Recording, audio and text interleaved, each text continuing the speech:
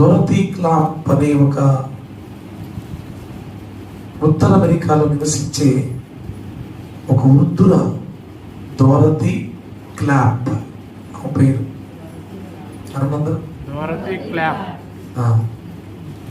ఉత్తర అమెరికాలో ఆమె నివసిస్తూ ఉంటుంది. వృద్ధురాలనే వాళ్ళ వీధి చివరిలో ఒక పాఠశాల, హై స్కూల్, ఉన్నత పాఠశాల ఉన్నది. ప్రభు ఒక రోజు వచ్చి ఆమెతో అన్నారంట, డొరతీ క్లాప్, నువ్వు ఎంత వృద్ధురాలైనా ఇంకా నేను ఎందుకు బ్రతికిస్తున్నానో తెలుసా? నీతో నాకు పనుంది, అందుకే నేను నిన్ను బ్రతికిస్తున్నాను అని. అంటే ఏంటి ప్రభు నాతో పని అంటే, మీ వీధి చివరిలో ఉన్న హై స్కూల్లో ఉన్న పిల్లల కొరకు ప్రార్థన చేయి అన్నాడంట. నువ్వు భూమి మీద ఉన్నంత వరకు నీ పని ఏంటి? వాళ్ళు అక్కడ స్కూల్ జరుగుతూ ఉంటే నువ్వు ఇక్కడ ఇంట్లో ఉండి ఆ స్కూల్కి వచ్చే హై స్కూల్ పిల్లలందరి కొరకు ప్రార్థన చేయి డైలీ. ఇదే నీ డ్యూటీ అని చెప్పాడంట. 12 సంవత్సరాలు నమ్మకంగా అక్కడ స్కూల్ జరుగుతూ ఉంటే ఇక్కడ ఇంట్లో ఉండి ఆ స్కూల్కి వచ్చే హై స్కూల్ పిల్లలందరి కొరకు ప్రార్థన చేసిందంట. ప్రభా 12 ఏళ్ళు నమ్మకంగా ప్రార్థన చేశానయ్యా, ఎవరు మారట్లేదయ్యా అని అంటే ప్రభు అన్నాడంట, ఆ స్కూల్లో ఒక తుంటరివాడు, తుంటరి తెలుసు కదా మీకు, అల్లరివాడు ఉన్నాడు, వాని కొరకు ప్రార్థన చేయి అంటే ఒక 3 సంవత్సరాలు స్కూల్ కోసం మరలా ఆ తుంటరి వాడైన ఆ వ్యక్తి కోసం ప్రార్థన చేస్తూ కొత్త నిబంధన గ్రంథంలో ఉన్న యోహాను సువార్తని అతనికి పంపించిందంట. చదువుకోరా బాబు అని. ముసలమ్మ కదా ఇచ్చిందని ఫస్ట్ నెగ్లెక్ట్ చేస్తే మళ్ళీ పంపించిందంట.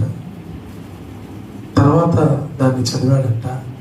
3 years తాను చేసిన ప్రార్థనను బట్టి ఆ తుంటరి వాడు మారు మనసు పొందాడంట.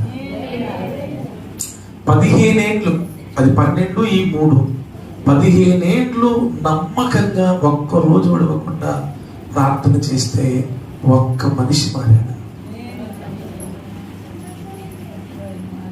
మా ఇక్కడే ఉన్నారా? ఎంతకాలం ప్రార్థన చేసిందామె? ఎంతమంది మారారు? ఆ ఒక్కడు మారి, ఆయన మారిన అతి తక్కువ కాలంలోనే 200 మందిని మార్చేశారు. పంట స్టార్ట్ అయింది, పంట కోతకు వచ్చింది. అంటే 15 ఏళ్ళు కాచిన కన్నీరు పెట్టుబడి ఇప్పుడు ప్రతిఫలానికి పంటకు వచ్చింది. ఒక్కడు, తర్వాత 200. ఆ 200 మంది నలు దిశల పంపించి ప్రభు వాళ్ళని ప్రార్థిస్తుంటావా? ఇక్కడ ఉండొద్దు, వాళ్ళు దేశం నలుమూల వెళ్ళాలి, ప్రపంచం నలుమూల వెళ్ళాలని ప్రార్థన చేస్తే ఆ 200 మందిని దేవుడు దేశం ప్రపంచం నలుమూలను పంపించాడంట.